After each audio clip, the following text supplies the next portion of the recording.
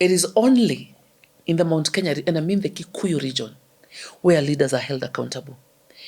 Any elected leader in the Kikuyu region, not the entire Mount Kenya, the Kikuyu region, in Kiambu County, Murang'a County, Nyeri, the Kikuyu voter is a very mature voter. I am from Meru. It is only the Kikuyu community that are able to call out their leaders without development. And after doing around in this country, it is only in the Kikuyu region where we have so much development. Lami kompaka kwa village. Lami na kuanga mpaka just do a walk or something, just do like a survey. So if you ask me about Kalonzo, and I've gone to Ukambani. Yeah. And Ukambani is not developed. I'm sorry to say. Ukambani is only the Kenha, the main roads that are tarmacked. But uko ndani, nothing much developed. But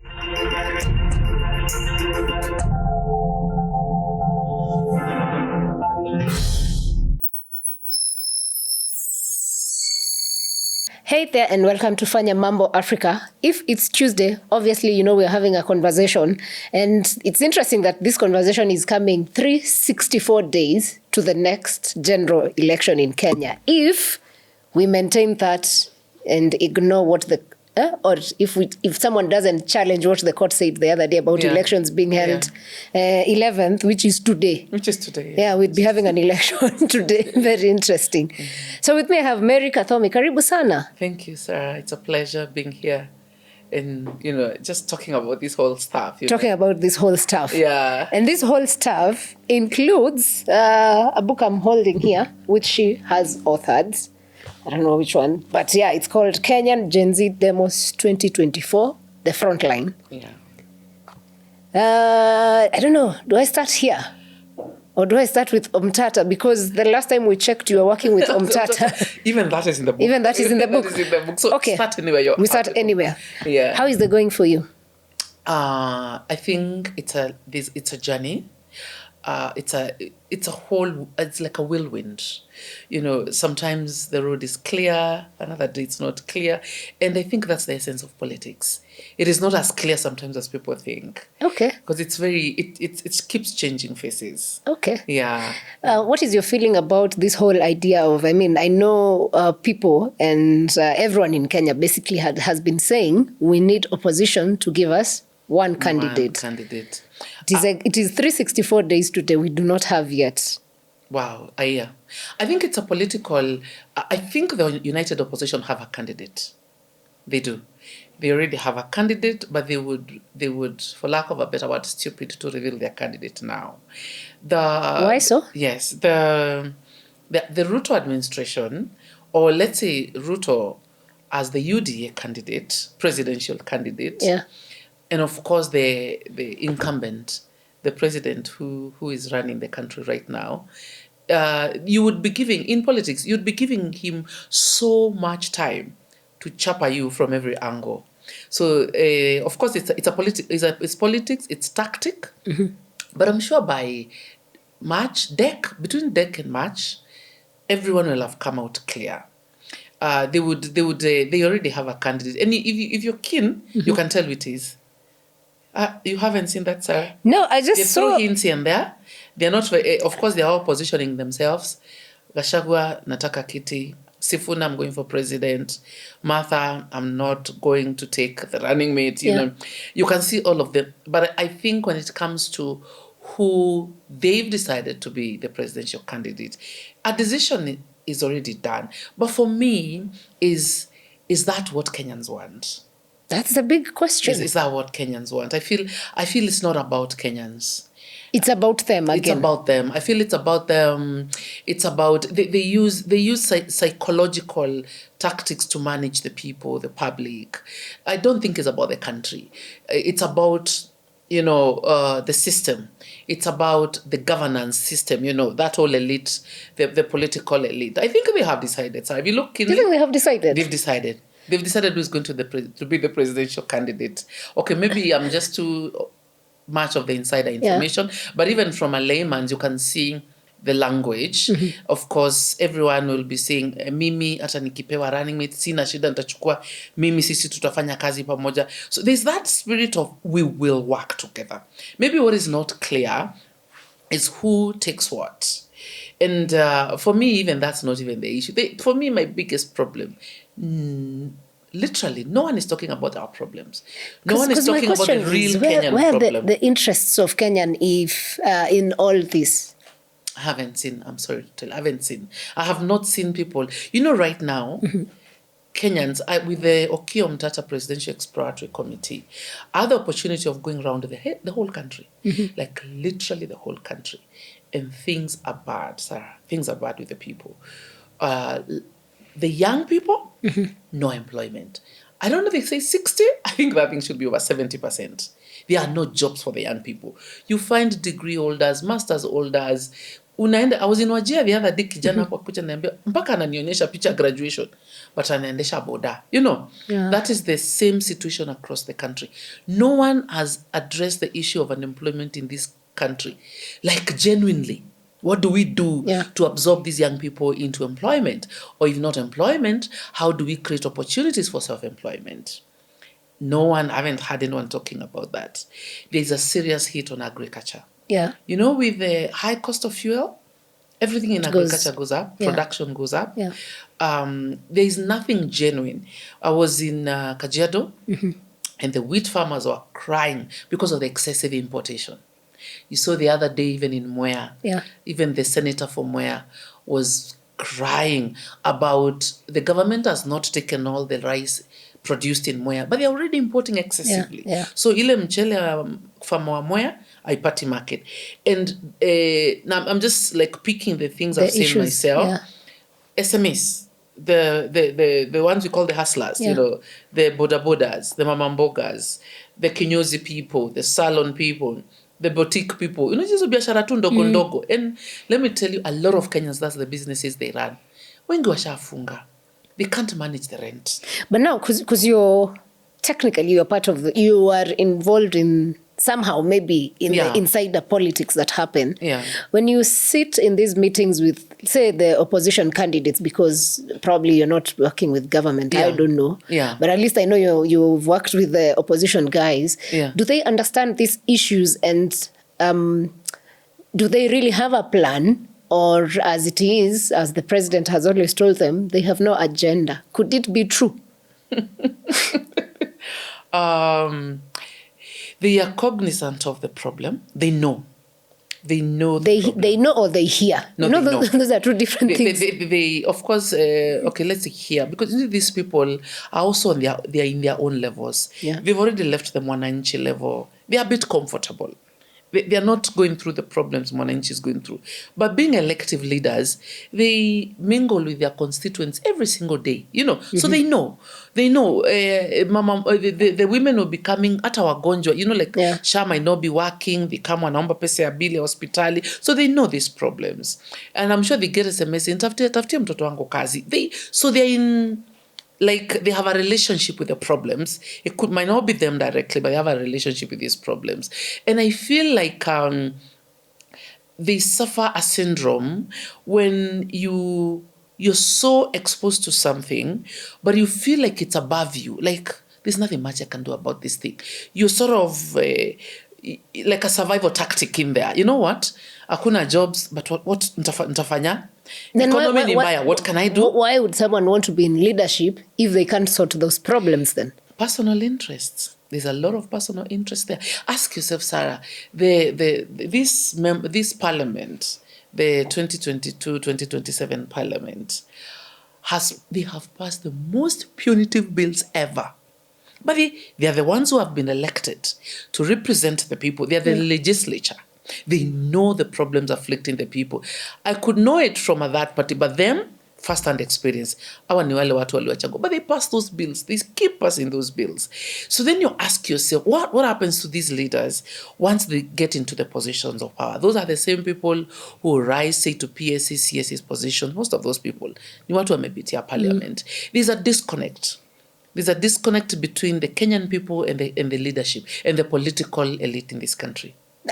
There's a big gap. disconnect. And that disconnect is what led us to Gen Z protests in 2024. Thank you. And with that, you have put up a book. Do you think that protest in any way changed the political class understanding of the people at all? It did. It was the first time in this country constant successful demonstrations were held in this country for more than a month without any political mobilization, without a leader. By the way, in my book, I call the Gen Z the Mambo of 2024. It was actually kizungumkuti for the government because walijaribu kuelewa hii kitu hawaelewi. Who is funding these people? And of course, you could hear wako na foreign funding. There was no foreign funding in the Gen Z demonstrations. It was an amorphous social media mobilization. Kuna ule anajitolea na hii, everyone was doing what they could do. Yeah. So to me, if you ask me, it was it's like when a woman is pregnant, ikifika 9 months, lazima uzae. You can't hold the baby in there. Yeah. That's the level that the Kenyan populace had been pushed to. Like tumeongea. And Kenyans are very patient people.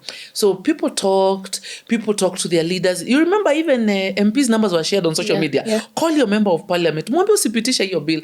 If you ask me, Kenyans are the most patient people. And we tried. People went in podcasts, the Alfa house, went to media houses. Can you tell the members of parliament not to pass the finance bill 2024? And in retrospect, what were the members of parliament doing? The arrogance, and I've mentioned it in my book as a catalyst, the arrogance was beyond imaginable. Like the next day, they would come and say, tutapitisha mpende msipende. Yeah. You see the kind of disconnect there. You saw some members of the CS or peers going on a podcast and say, you know what, hii mshipi yangu hii ni 1 million. Hii ni 1 million, hii sasa sijui ni 2 million. You're doing that in the face of such a oppressed population. Yeah. That was insult in the faces of the people. So this thing was building up. The anger was building up. But of course, there was still the hope, wataskiza. But no one listened. So you could clearly, and I've really captured the emotional process. At what point did our leaders disconnect with us this much? Like, it had to take the death of more than 60 people for a finance bill to be recalled. There was a first reading, there's a second reading, there's a third reading, there's a committee stage. Si kitu ilikuja parliament pa. And I remember the propaganda around the finance bill 2024, and there were pertinent issues: taxes on vehicles, taxes on sanitary pads. There was clauses on land. They were trying sort of to control land, and people were saying initially, the noise was, this bill is not nice. And the civic education around that bill, Sarah, was huge. Yeah. Every single person was doing, even the Kenyans in the diaspora. Actually, Kenyans in the diaspora, and I've covered them in my book, were very instrumental. Kama tumelala, there was X spaces, TikTok spaces, Facebook, everyone was talking. And amidst all that, brick wall, the government is not listening. And and people were like, what is in this bill? Actually, the interest was, they are so desperate to pass this bill. What is in this bill? There must be an issue. There was something in this bill. Yeah. You see that. And you could see the foreign hand. There was a huge foreign hand in the Finance Bill 2024. And my research is there's a huge foreign hand in almost, I'll call them like 70% of the bills passed since 2022. Just that the only one that we looked at it very keenly was the finance bill.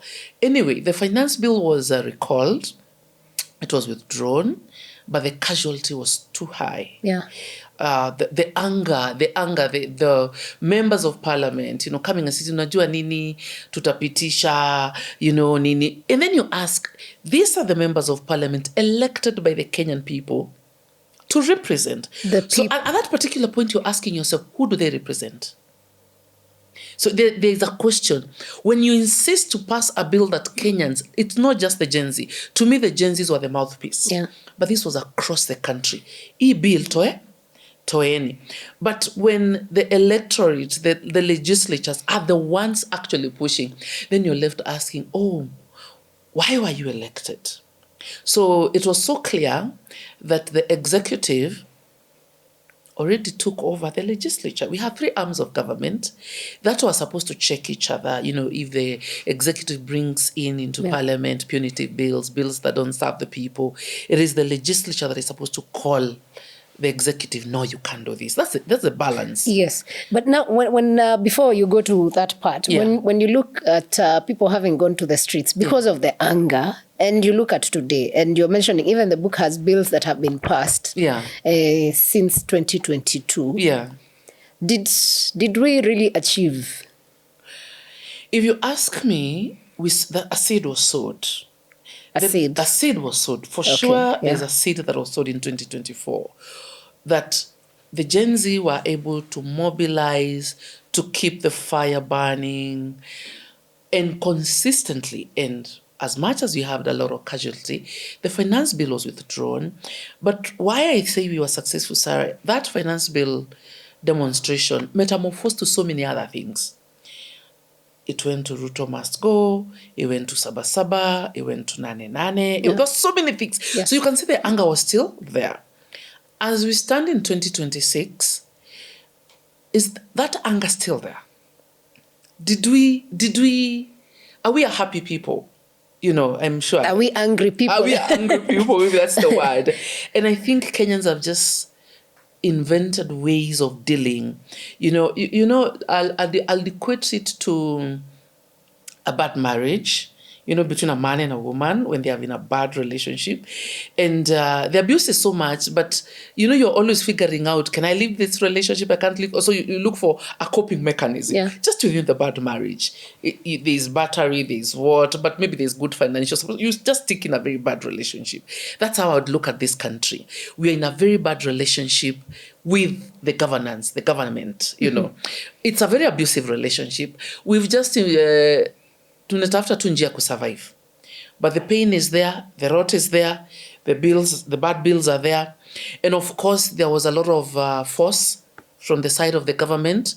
Our constitution gives us the space to express ourselves. Demonstrations are entrenched in the constitution. We are free. We are free to call out, to just go do a walk, to say I'm not happy. We have that right in the constitution. But then the force from the government was so much. And of course, with a lot of death, the question was, do we have to lose so many people because of this cause? You know what? Maybe we just don't need to go to the streets. We don't need to lose a lot of young people. But the pain is still there. The agony is still there. The taxes have not been lifted. The housing levy is still there. The oil, the prices of oil are still up. The university higher funding model, which is one of the things that pushed the young people to the streets, the introduction of the higher funding model that replaced HELB, is still there.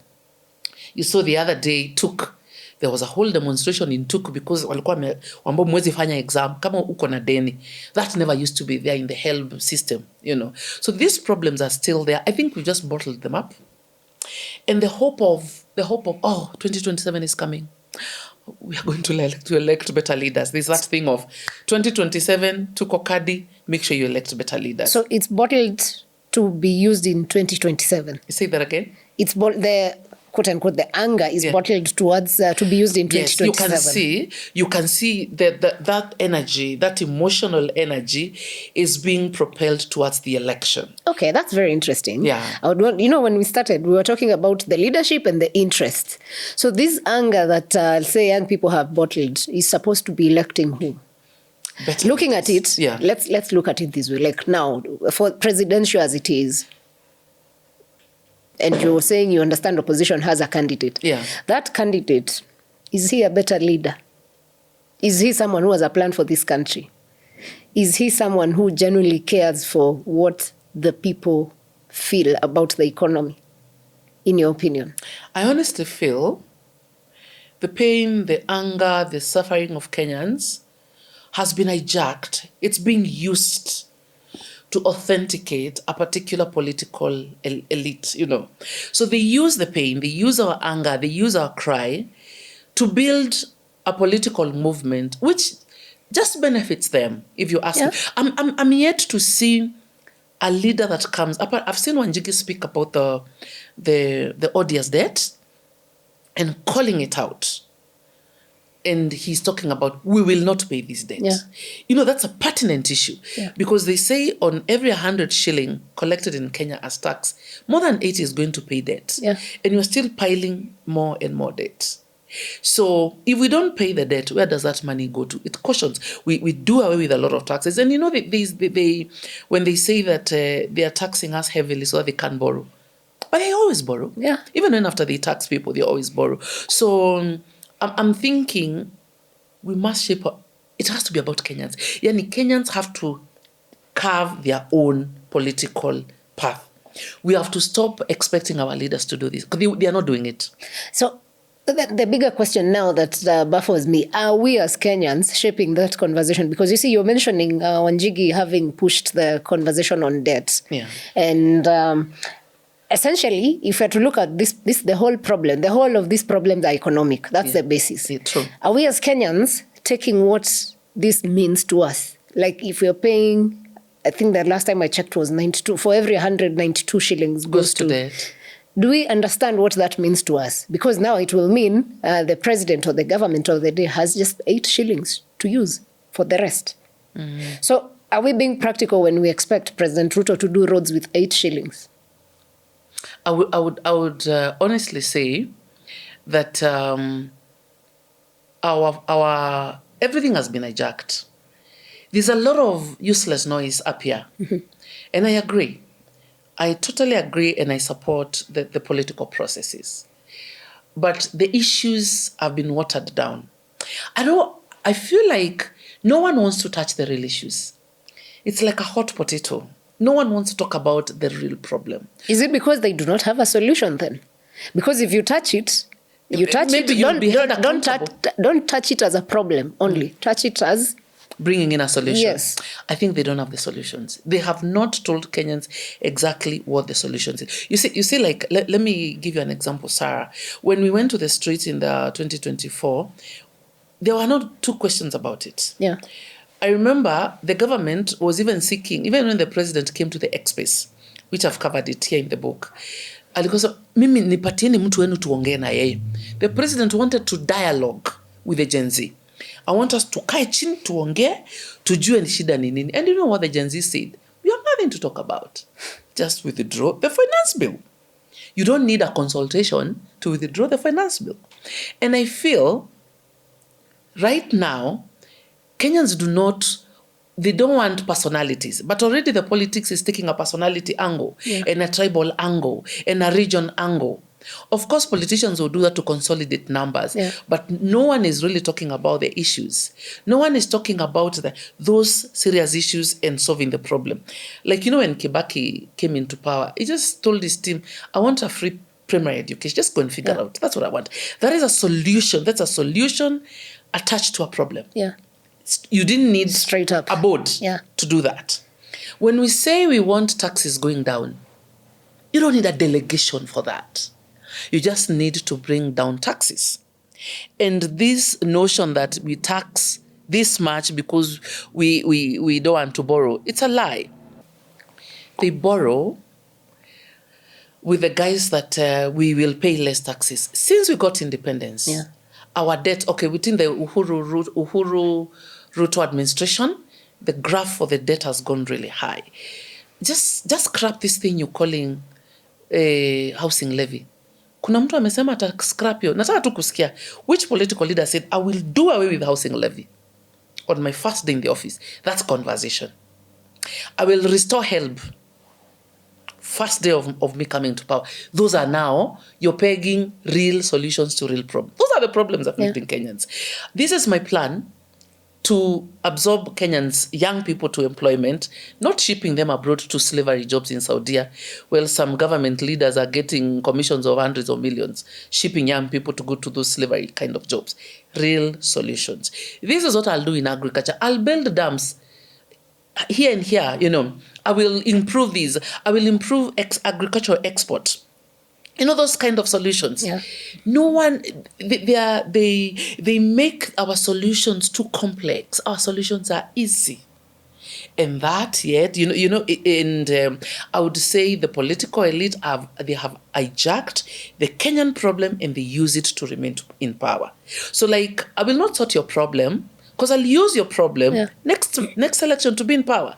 Hii barabara inajengwa for the next 30 years. I'll use that road to make sure I'm stuck in this office.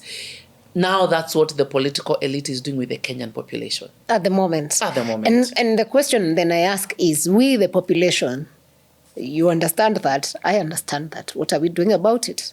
We have, I say this, Sarah, we have to get back to the spirit of 2024. Unaona vile tulianzanga pale the beginning of 2024.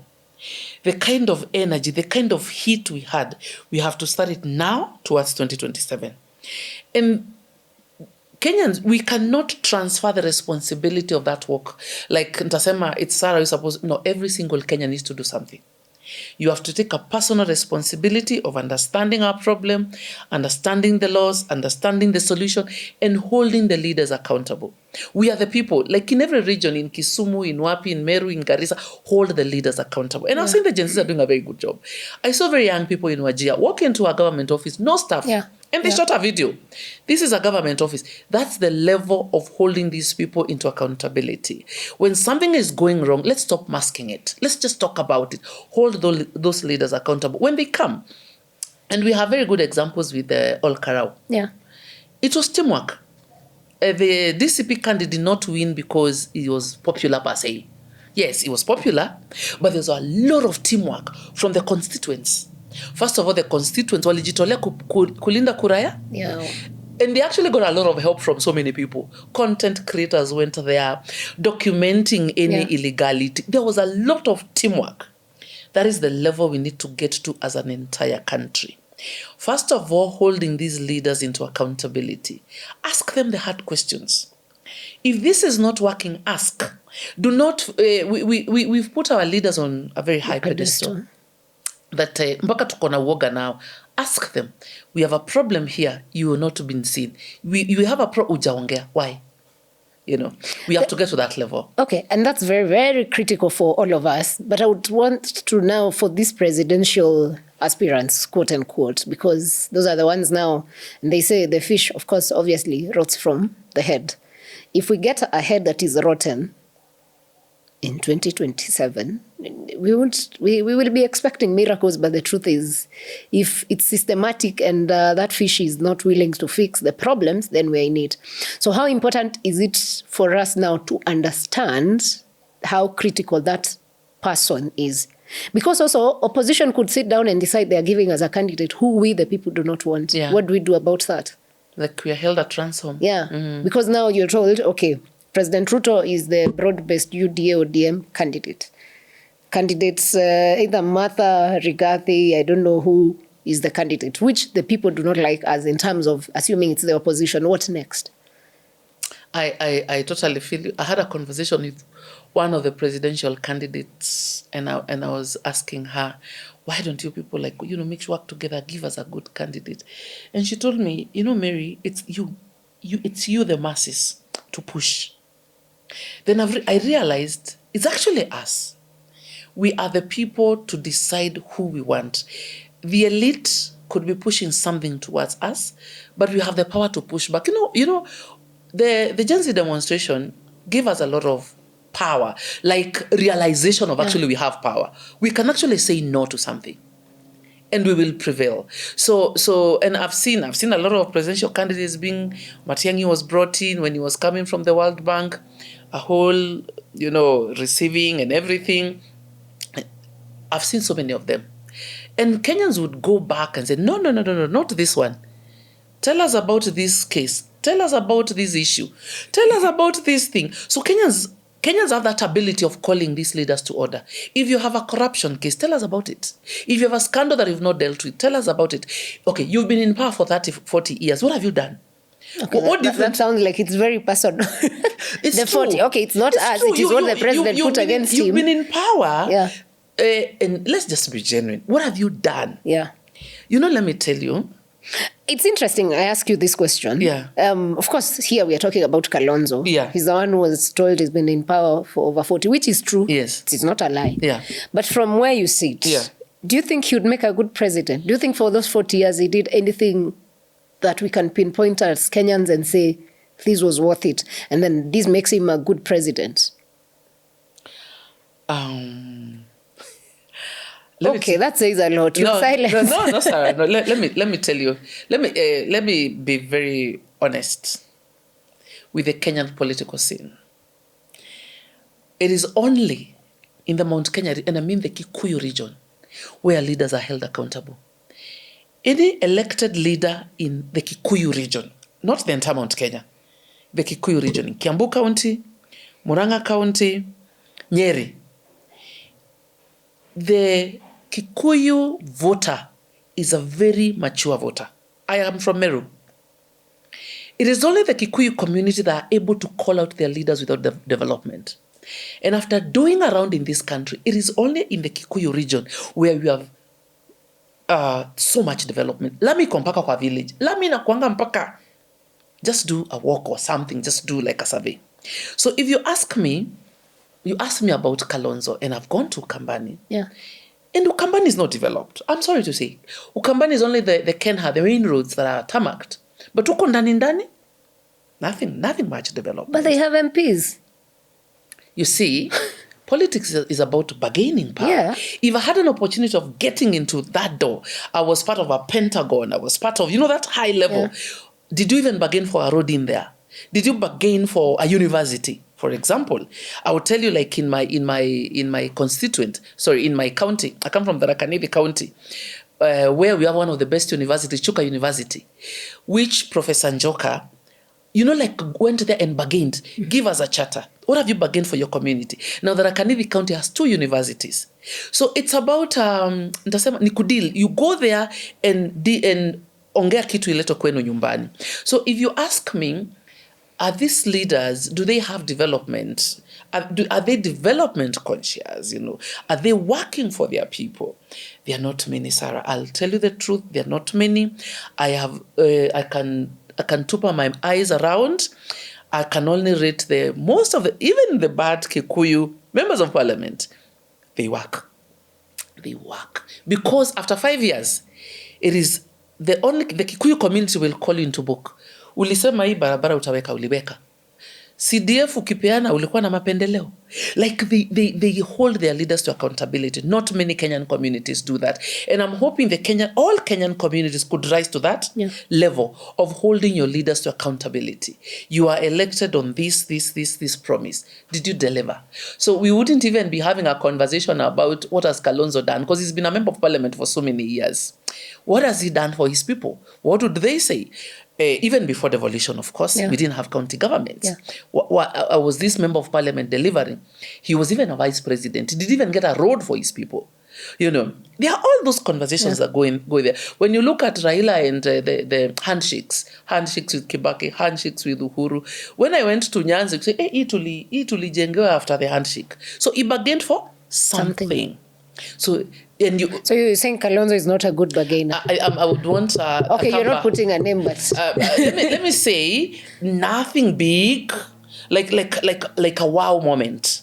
I would say. So do we need someone who has a wow moment? No. Okay. Why I'm asking this? The other day, Moses Kuria was on TV saying that Kalonzo is the candidate, and that conversation has been pushed out there. Yes, all over, yes. So is this? Do you think this is coming genuinely as a thing of pushing a candidate, or is it again something to stir the waters? I think is it a political? This is coming from here. It's not coming from here. From the boardroom. You know that boardroom selection of people? It's coming from there. It's not coming from the masses. Okay. When you look at the masses, you can feel where the energy of the masses want the conviction of change. They want genuinely, and people have been saying 2027 we need a revolution. Yeah. Nothing less than a revolution, because the damage of 2022 to 2027 is big. How do we recover this country? How do we get back this country? You see. Okay. So we have a lot of presidential candidates, a lot of them. I think they're like 7. Where are they coming from? No, the ones that have said they're running. Those are the ones I'm judging. And kuna wengine I will. And in the Kenyan constitution, you have a right. Even me today, I could come up as a presidential candidate. But what's the push? Are you being pushed from the bottom up, like from the people going up, or it's from the boardroom to the people? That's the question. And it is going to be very important to see which candidate is resonating with the people. Which candidate has come from the people? It has to be about the people. Okay. Because those are the people who are going to vote. But for sure, the country is ripe for a revolution. Change. Actually, let's call it a revolution. Like that. And politics is very fragile. Sarah, in the next 2 months, we could be having a totally different story. They might start saying, Sisi ndio Sarah. Thank you. Politics is so dynamic. Yeah. So today we could be having this conversation. Tukikuja hapa nakwambia November. You're like, Mary, what were we talking about? Yeah. That's the dynamics of around politics. But for me, it has to be about the people. Okay. Yeah. You're saying the pushing of a candidate, and it takes me back to something you've covered here. This man, Omtata. Yeah. During the protests, it was very high that Omtata should go for president. Yeah. And you even chaired the committee that was doing the exploration or something. Yes, yes. What happened? You guys just went silent. Now we don't even hear if Omtata is running. Let me say this. The Kenyan Gen Z demonstration 2024 actually borrowed a lot from the victory of Omtata of 2023. You know, it's Omtata who went to court to quash the finance bill of 2023. Mm-hmm. And that's the finance bill that introduced housing levy. And he succeeded in quashing it in court. It was illegal, though it was reinstated by the Supreme Court. Yeah. But that whole legal journey is there for anyone to study. Yes. The law is there for them to study. So Omtata was such a force in the Gen Z, even before the demonstration. They're like, kama Omtata aliangusha hiyo bill ya 2023, hata sisi tutaangusha 2024. And Omtata has a very rich history of litigating for public justice. Yes. Like, kikiumana huku nje ujui wende wapi, parliament ikusaidi, nini, watu wataingia ofisi ya Omtata. Go to court, help us on this. A lot of injustices. In terms of who looked like the Gen Z, Omtata looked like a Gen Z in terms of what they wanted to achieve, what they stood for. So when the Gen Zs did a commemoration at Uhuru Park, he was the only legislature invited. He's a sitting senator of Busia. He was the only one invited. Why? Because all the others, the Gen Z felt like, you see where to. So that for me was a big endorsement for Omtata. You know, just being invited by the Gen Z, we've endorsed you. And of course, even after the commemoration at Uhuru Park, there was a lot of pressure. We need you to put yourself up as a presidential candidate. 2024, there's a lot that was happening, even after the finance bill went down. And out of all that pressure, Omtata put up the exploratory committee going around the country. What we just do or we've done is just like a data collection. Mm-hmm. You know, we have a questionnaire, we ask questions, and the last question is, would you vote for Omtata? Mm-hmm. And if yes, why? Who would you want him to be the running mate? Those are just the questions we filled on that sheet of paper. And in my observation, those answers have kept changing from 2024 because we were commissioned in November 2024. Mm-hmm. So we've been running since then. And the mood of the country has kept changing. We'd already done like 70% of it by 2025. But and the localities change. When you go to Kambani, people tell you, Omtata has to work with Kalonzo.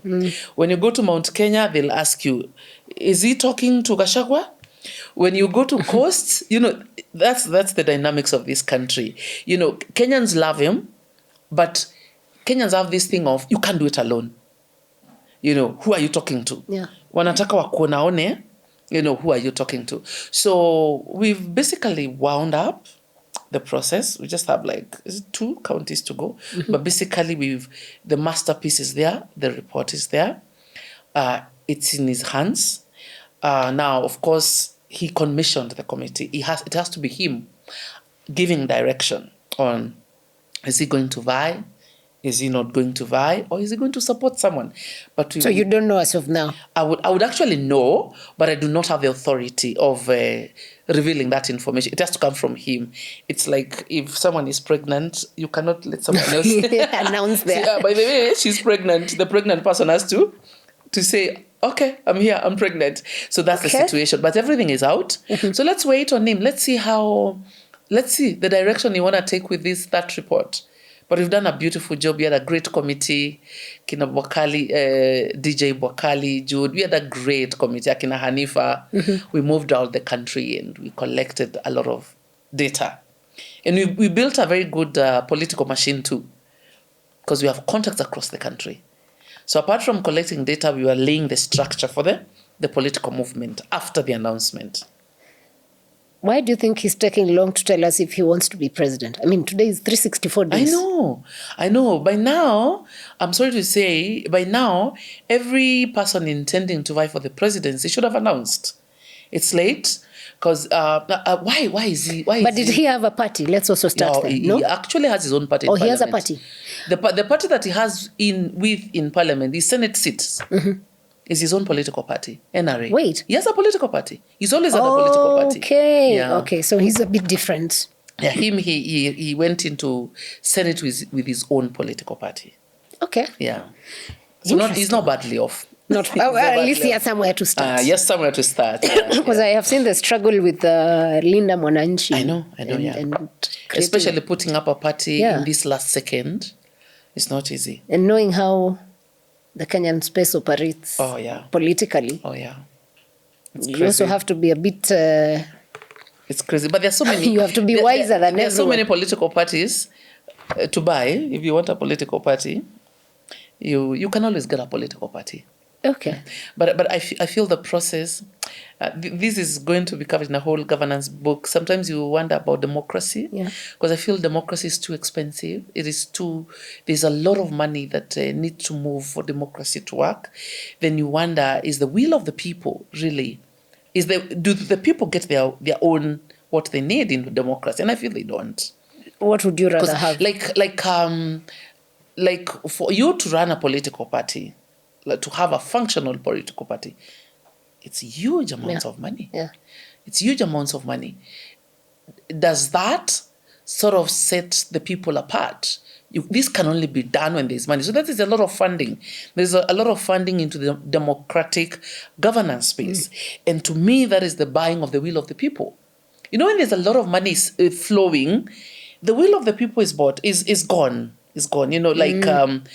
Are you getting what I'm saying? I hear what you're saying. Yeah. But I'm wondering, what would you rather the operate options with? Yeah. What options do we have? Let me tell you, sir, and this has just been like, I've been thinking about this for a long time. And I asked myself, look what Traore has achieved in 3-4 years, just because of right leadership. You said here that the head of the fish the kichwa ya samaki zinaanza kuozea pale juu. We have a military guy fixing a country that bureaucrats, people in governance training could not do. It is just the will to do it. And when I looked at Iran, and I was trying to understand what is the government structure of Iran. They have a spiritual leader. The supreme leader. They have a political system. They have a parliament. They have just like this. And I was asking myself, the country is held together by sort of like a spiritual authority. Is it entrenched in their constitution? A question I was throwing out for myself there. They've managed to hold the nation together in one spirit. What kind of leadership is this? Is it marrying democracy with something else? Because I think democracy alone, it is not working in the African countries. Because to me, democracy is more divisive than any other form of leadership. Communities have been segmented into tribes. Yeah. You know, regions, Luya community, Meru community, Kikuyu community. You know, tribes were there, they were beautiful, but they were not meant to be used for division. They were meant to be used for diversity. Yeah. You know, in diversity, we are richer. And now our tribes, our identities have been used for policy. So to me, if you ask me, I think democracy is a fallacy in Kenya. That's what we have. I agree. That's what we have. We don't have anything else on the table. But it's not delivering what it's supposed to deliver since 1963. Marginalization of smaller communities. When you go to the smallest, the smallest numbers. So even when you hear numbers being quoted out here, Sarah is like, okay, how many millions for Mount Kenya? Yeah. Luya's how many millions? Who is talking about the smallest community? No one. Nobody talks. So when it's about the numbers, there's a lot of marginalization. And I feel we in the future, as the African people, as the Kenyan people, we must develop our democracy to something else, or marry our democracy to something else to be able to get where we need to get. But democracy designed as it has been, sorry, it's not giving us what it's meant to give us. Okay, and they say part of that is because there's a lot of neocolonialism happening. Yeah. So then do you feel this neocolonialism was set up to ensure that Africa will never be free? Because it's not just about Kenya. I mean, democracy is, even Uganda, they are using democracy. I was trying to look on which chapter. I've actually talked about it in my book. Oh, interesting. Yes, I've talked about the, of course, after everything in the demonstrations, there was the government infiltration. Yeah. You'll go through the story of why the movement weakened, because of course it weakened at some point, what happened. But also, for the first time, Sarah, in the Kenyan history, we were able to see the puppeteers. They couldn't remain behind the curtains. They came in front of the curtains. We started seeing the puppeteers.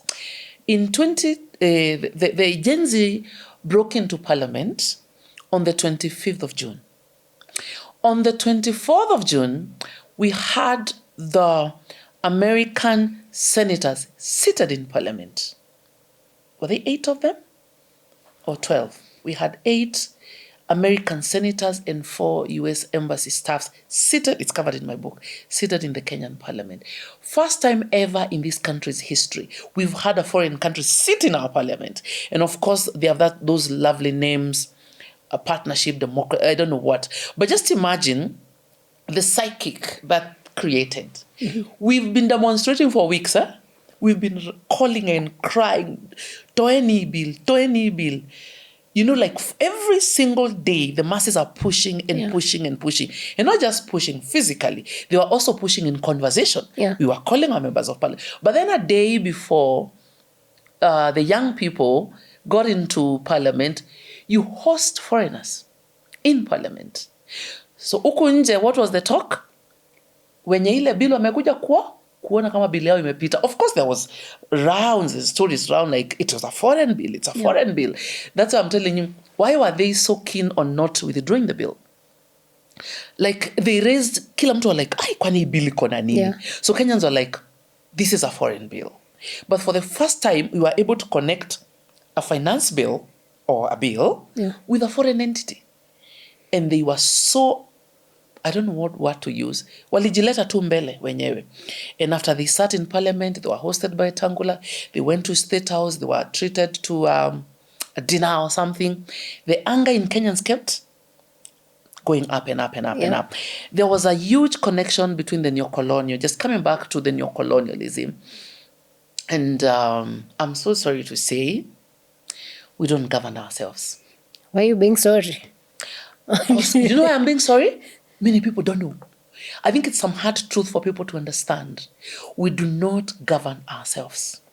Some group of people, some entities, some spider web of organizations, of leaders, of what, sit and decide who is going to be the president of Kenya, for example. Who are we going to push to the presidency? And they do a whole psychological operation on the masses. They know the buttons to push. And we are all singing that emotional song to one side. That's why we will never talk about real issues. We might be saying tialala, we might be saying one term, we might be saying tibim, two term or harambe, those emotional rhetorics to push us towards something. But there are people who sit down, the neo-colonialists, and decide how Kenya is going to be governed. It became very evident in the process of the Finance Bill 2024, because they're actually, and even this is public information, you go to social media, Saa zile kulikuwa moto kabisa. We had foreign military in the streets. Okay, black like us, but they had foreign badges. Yeah. Then people are like, kwani tuko na foreigners? You know? Yeah. That's the desperation that was there. So for the first time, that's why I say the seed was sowed in the Gen Z demonstration. We were able to push the snake out of the holes. The puppeteers, the people that bring these policies, the people that push these bills are foreign. These bills are foreign. And when we talk about like something like the IMF pushing the structural adjustment, and there's a requirement that for a particular loan to be given to this country, you must tax Kenyans more. Those are structural requirements by this Bretton Woods Institute. When you see that there's a requirement by, say, like the IMF and the World Bank for us to sell our parastatus so that we can get this amount of money. What does that tell you? The foreign influence in this country is beyond, I don't even know what word to use. So yes, the neocolonial effect is there. It's always been there. Yeah. But now, from the independence. Yes, it's always been there. So when we have a strong president, a president who pushes back, pia au cheza chini kiasi. But when we have a puppet president, the worst puppet, who when the neocolonialists say do this or jump, the only thing the president asks is how high can I jump? We find ourselves in a lot of mess. When all these neocolonialist masters are pushing for their agendas, it's never a Kenyan agenda. It's never the people. Yeah. Never the people. It's about their interests. So when you look at a bill like the privatization bill. I've just listed it at the back of my book. The catalogue I've done on the bills that have been passed. You'll find there's the privatization bill, and there's another one called the government enterprise bill. Those two bills, Sarah, you know what those two bills did? The privatization bill allowed the government to privatize 63 parastatals. The Kenya Enterprise Bill gave like a blank check to the presidency to sell parastatals without going back to parliament, without public participation. That's what is happening right now. So like the Kenya pipeline, the Kenya pipeline, which was profitable, which is like, what's the word? It's like it's a very important. It's our gold mine. It's our gold mine. You know, it's someone controlling your bedroom, like in your own house, like someone actually runs your bedroom. That's how it would feel. We privatize such. It's already privatized, but I know there's a court case, and the Kenyan judiciary sometimes saves the day. By the way, the Kenyan judiciary sometimes saves the day. Oftentimes. Yeah. It's we have very sane judges and magistrates who look into law, look at issues, and I wouldn't be surprised if they overturn the privatization of the Kenya pipeline. But just imagine privatizing a parastatal that has never run a loss. Imagine of doesn't make found it personally. I found it crazy. It's crazy. On a personal level, it's crazy. You know, imagine privatizing the Kenya Ports Authority. On this book, when the demonstrations metamorphosed from the finance bill, kuna mali ilifika JKIA. Yeah. I've covered about the Adani deal, the demonstrations. And you know, Kenyans said, okay, you want money to improve the airport? Give us a bill. Give us like a pay bill, a till, tutachanga. Wewe tuambie unataka how many millions. We will changa and we will own the airport. Kenyans felt that the airport was such a strategic establishment, an asset. You can't give it to a foreigner. You know, whereby Adani was bringing in his own staffs, people are about to lose their jobs, you know, all that. So what am I trying to say? I'm trying to say that the neocolonial hand is big. The problems we are suffering today, I tell people, we can attribute a very small percentage to Ruto. And people are like, yeah, come here. The only thing that this administration has done, they are quick to implement a foreign agenda. But the bigger problem is actually the foreign agenda itself. So we might vote out this administration, expecting heaven on the other side. We will not get the heaven. because the next president comes in, is forced by the neocolonialists still to push their agenda. And the agenda is very punitive on the people. So the question then for Kenyans would be, how do people identify who is not a puppet of the neocolonialists? A leader who steps on the neocolonialist toes. He has to call them out. He has to call out what they're doing in this country. When you see a leader doing that, that's a leader to bank on. You've said a very important point. And people need to, crystallize that into what it means for us as a people. When you look at a leader, they talk. They're talking on the microphones. They're running. They're in media houses. When you see a leader who directly steps on top of the toes of the neocolonialists and their agendas, that's a leader that can save this country. Who will call out what the neocolonialists are doing in this country? And it's in every sector of this country. It's in agriculture. It's in finance. It's in education. It's in health. It's in everything, even climate. They're there. They're all over. You will see the neocolonialist agenda in every little thing. When you see a leader anakanyanga anasema hapana, that leader might be the savior of this country. Bure tu hivyo. We will vote out Ruto, but we'll still suffer. And we will suffer big time because they entrench the slavery through law. They don't just come, they entrench it through law. So that's why we have a lot of laws that have been passed, acts that have been passed into law that are actually doors to slavery, doors to kugandamiza watu in agriculture, in finance, in every single thing. Like pushing like the higher funding model, putting the university funding into classes. Classism, there's a band A, a band B, a band C. When you've never done a social economic study to classify Kenyans, can't come and decide Sarah today is in band C. I don't know how much she earns. But it's interesting that people opposed that. And now, just I think a week ago, the president appreciates that it's not working. He knows. It's a foreign, but it was a foreign agenda. They wanted to copy the American education, the education funding model to the Kenyan one. How do you do that in a population, a country with such a low GDP? Unemployment rate is so high. Huwezi compare na America.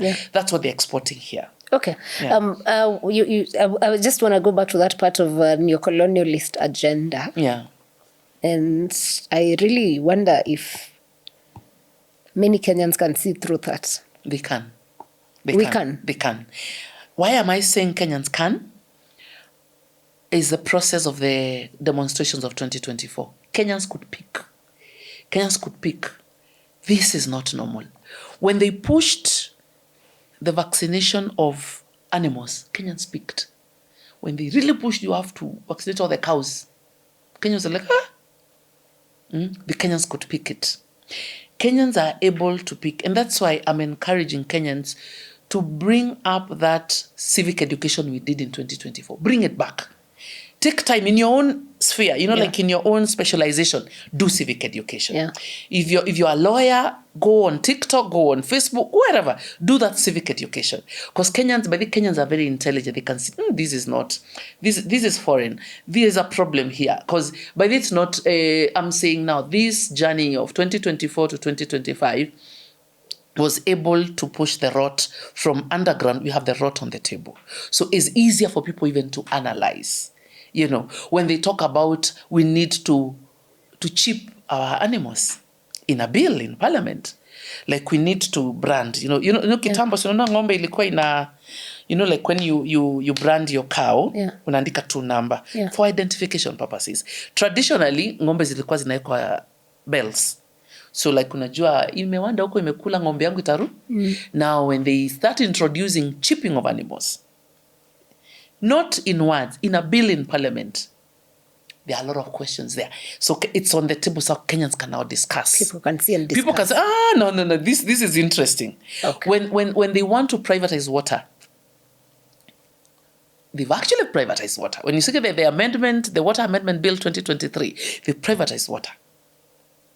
natural water. Yani ile ya Mungu.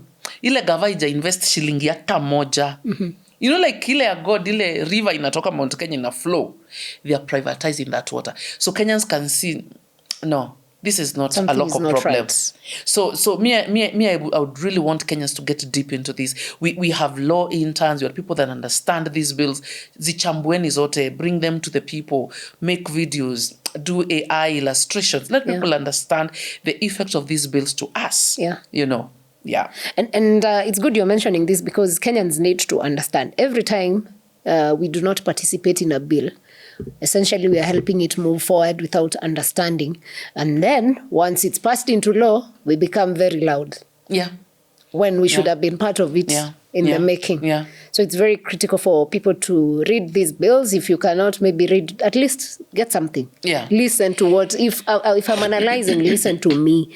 If Mary is telling you about it, listen, you will pick something. Yeah. Listen, and we are in such strange days whereby, you know, traditionally, government is a custodian. Yeah.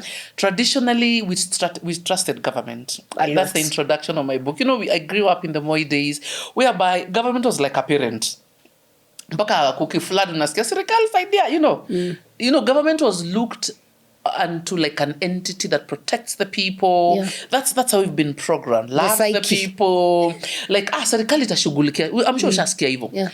Mtu akikufa, huyo ni wa serikali itajua itazika wapi. That's the understanding of what government is. So we've trusted government so much, we do not have the expectation that government can actually sponsor punitive bills on the people. Yeah. So I think that's why Kenyans are just disconnected to, we have bad bills in parliament. Zimetumwa parliament na nani? Serikali. They're shocked. They're like, serikali naeka bills mbaya parliament, because you have that expectation the government is supposed to do good things for the people. Now that's not the case. Government is no longer doing good things for the people. So we have to be more vigilant.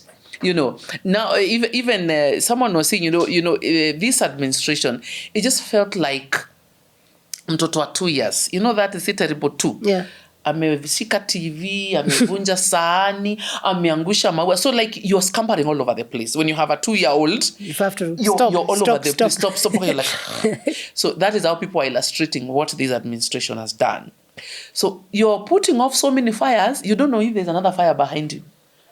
So like when you're talking about the privatization bill, kuna ingine huku, sasa tutaanza gani?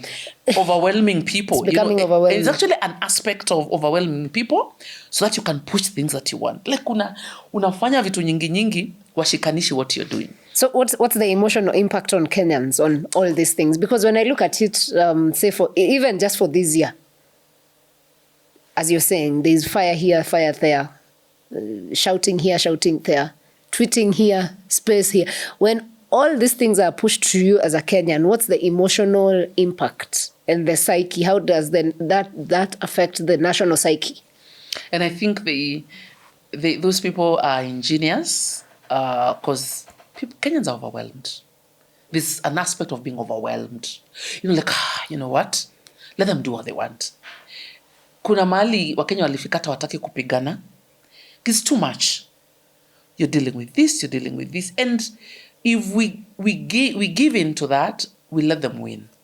Because then, and I felt at some point in 2020, towards the end of 2025, Kenyans were that place of, you know what, we are tired. And then there was like, 2027 is coming. Like that hope of 2027, we'll have an opportunity to vote them out. But even the question is, will we even have a country by 2027? Could just be having a shell. You could be having a shell because of the kind of laws that have been passed. And the good thing, we have a very good constitution. Yeah. Every law is pegged on the constitution. If it is not working with the constitution, the act is null and void. And I know if we take these laws, we like compare them with the constitution, a lot of those laws will go down. I believe whatever damage that is done, it can be undone. It can be undone. It can be undone. It doesn't matter even there are 6,000 laws that have been passed, it can be undone. But that will take proper... a revolution. That's why in 2027, moving forward, it can only be a revolution, Sarah. Nothing below. No politics, no boardroom. Do you know what? Nice person. It can only be a revolution to get this country back. Nothing below. I hope you're getting me right. Nothing below. Totally. Nothing below, because we actually, when you look at the laws that have been passed, like what? But the people that pass laws are MPs, no? Those are the lawmakers. They are bought. They are all bought. So what does that mean for us as voters come next year in terms of MPs then? First of all, when you speak about revolution, we have to vote the members of parliament who voted these punitive bills in parliament. First of all, don't even think about anything else. That alone, we vote them out. At least a member of parliament, and I talked, even in my book, I've been interacting with people like Peter Salasia, who used to sit in the agriculture committee, because my journey has been more so on the food sovereignty and food security area. Even when we did the X spaces, tulikuwa tunamulika the bills that are punitive in terms of agriculture. Yeah. There were so many. So we would seek audience with the Committee of Agriculture, and ask them, isi bills zinatoka wapi? And a member of parliament told me, Mary hata tujui mahali zinatoka. Zinakujanga na speed, ingine ujui zimetoka wapi, zimepita. That's a member of parliament sitting in that parliament, actually in the committee. How those agriculture and has no idea. I'm sure you remember the Ndengu bill. Yes. Yeah. Yes. Mpaka you're like, oh my goodness, where did this bill come from? And that is just an example. All of them are just like the Dengu bill, the Mangbing bill.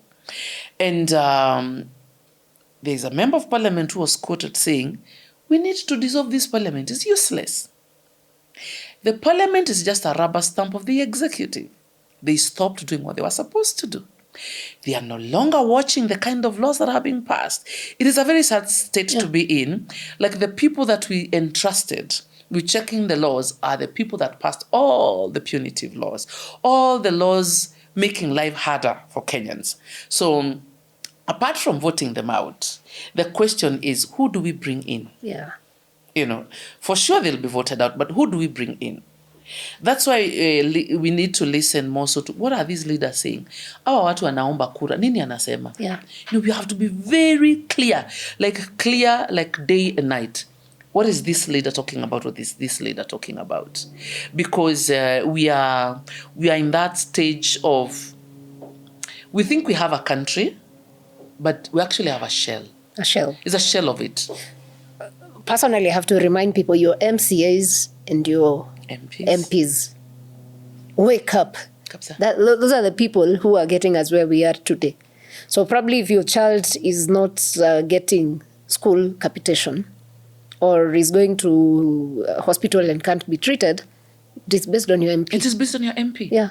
So completely. You have to make a choice. Yeah. So if you want to continue suffering, go right ahead. Yeah. The problem is now you give us a fool who makes us all suffer because their vote, they have to vote. Else, yeah.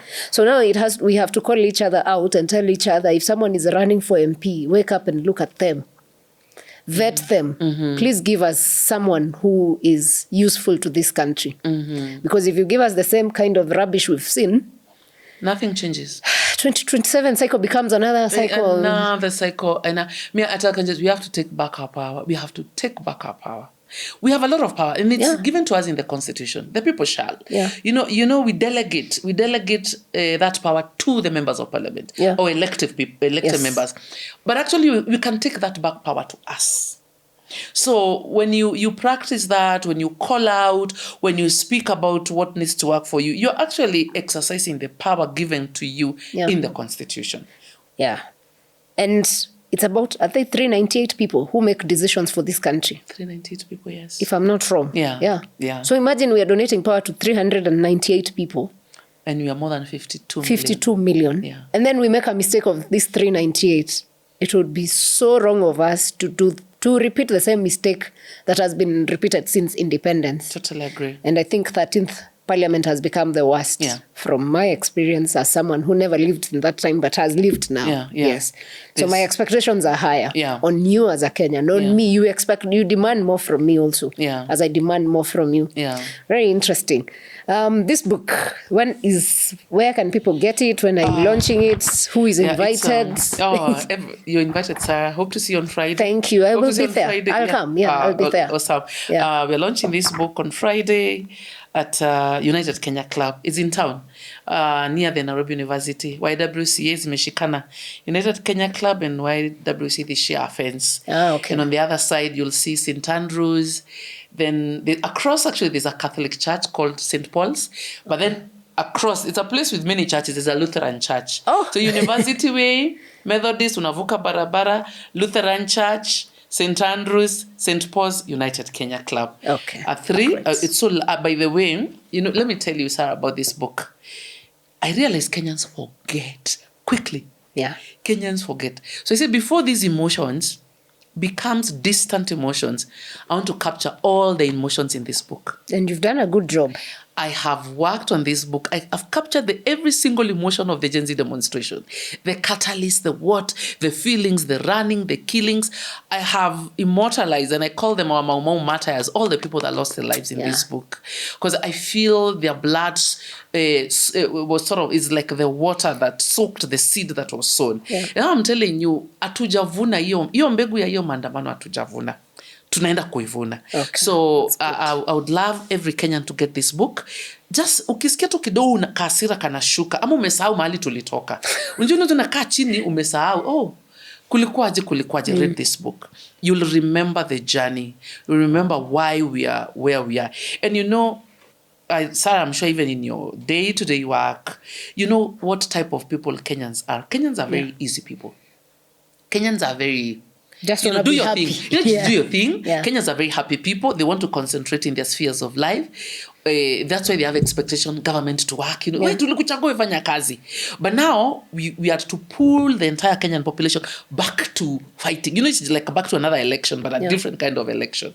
So we've built like the Mau Mau movement again. We have to reclaim our power. This is us. This is our country. Mm-hmm. The standard of leadership is same across board. Yeah. Deliver for the people. If people give you a mandate, do it for the people. Yeah. So this is a testament of a government that didn't listen to the people. Just didn't listen to the people. Nothing much, by the way. Just a government that just didn't listen to the people. And why in the future governments need to listen to the people. And if governments are not listening to the people, what do the people do? So... there are a lot of people in this book that rose to fame. I mentioned them here. I actually feel they sacrificed their lives. You put yourself in harm's way because of this whole thing. They are the unmentioned people. There are people who are kokochini. There's the Kenyans in the diaspora who played a huge role in 2024. And I think this memory, and I on my prologue in the book, I said, if today the internet is wiped out, if you wake up in the morning and there's no social media, there's no internet, are we going to lose our memories? That's why I thought I need to put a book down. Because you could wake up one day and the www is gone. We are in another technology. We've captured all our memories online, on YouTube. But I thought you needed something in 3D, some physical, something physical. Something to keep. Something physical. So basically, like what the BBC documentary has done, I've done that way and more.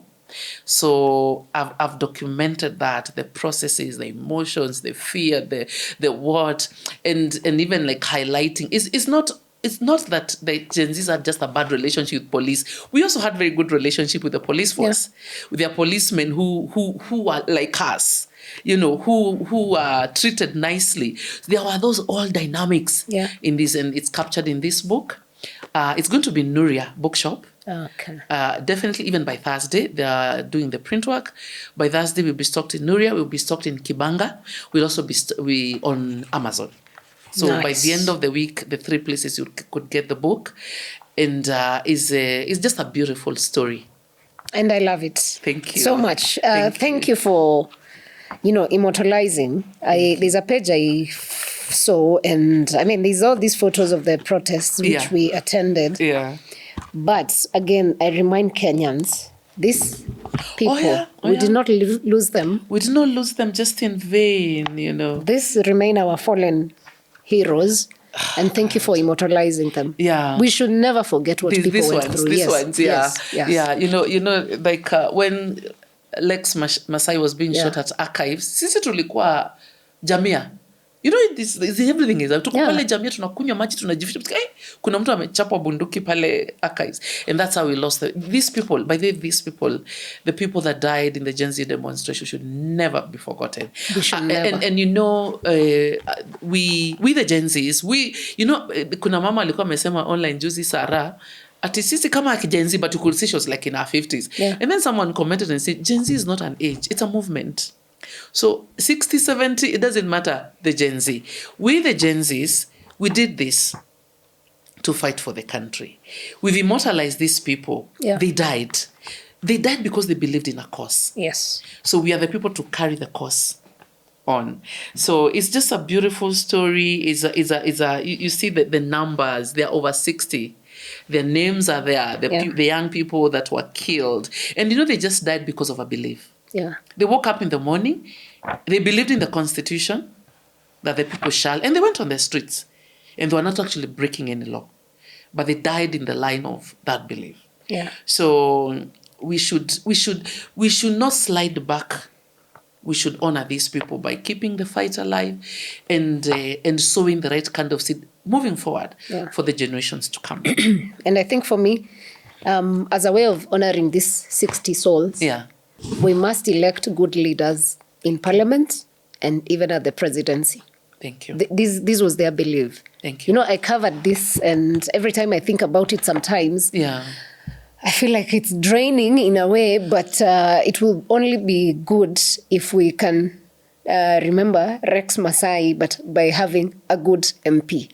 If we had good MPs, these 60 people wouldn't have been shot. So let them not have died for no reason. For no reason. Yeah. Let's elect good leadership. Yeah. I totally agree. Yeah. So like when you're going to that, to vote, you're taking that ballot paper, remember the numbers that we lost. Vote the right kind of leadership. Yeah. And it's good to remember it could be you. It could have been me. Exactly. I was on the streets. Yeah, it could have been you. You know. It could have been any one of us. Yeah. You know. And it calls for sobriety when you're voting. Think through. That vote, that power we donate, you donate it through that day when you're voting for someone. Correct. So it's very important. Correct. All right. Yeah. We wish you very well with the launch of the book. Sarah. We will be there on Friday to support you, obviously. Thank you so much. People, welcome. Yes, they are. You're welcome. I welcome anyone who can come. We will be selling the book. We will. It's a good place to just come and, what's the word to say? Actually, most of these, people like Akina Shakira, people like Akina Mwabili Mwagodi, like Alan Zademba, the MKU student who captured, they will be there. Yeah. You know, it's also good to come and, you know, sometimes we feel this thing is here. No, it's actually here. Yeah. It's home. Let's come and mingle with these people, talk to them. People are welcome. Just a small fee to take care of the drink. But if you really need, you can't pay, come. I will see how to have like a couple of complimentary slips for a couple of people. Okay. So let's just do this together. Okay, let's do this. Thank you so much for coming through and taking us through that journey. It's good. I keep telling people when you forget things, you will forget your history, which is very recent. You will not be very good in making your next decisions. True. So it's important we keep these conversations alive. Remembering the whole journey. Yeah. True. Thank you. And keep at it. Thank you. I it's for the first time that I was very actively involved in something. Yeah. And you will capture the emotions around it in the book. Like, should I do this? Should I not do this? And I felt it was the calling to go out and fight for this country. And deep within, I was happy that I did that journey. We fought for food. We fought against GMOs. And even when you clean your hands and walk, you're happy. You're happy you did something. Yeah. Even when you tell your children, I try to fight for this country, you know, you did something. You did something. Yeah. Challenge. Do something as a Kenyan. Yeah. Thank you for watching this episode. We will see you on the next one. But the call is do something for your country. Thank you.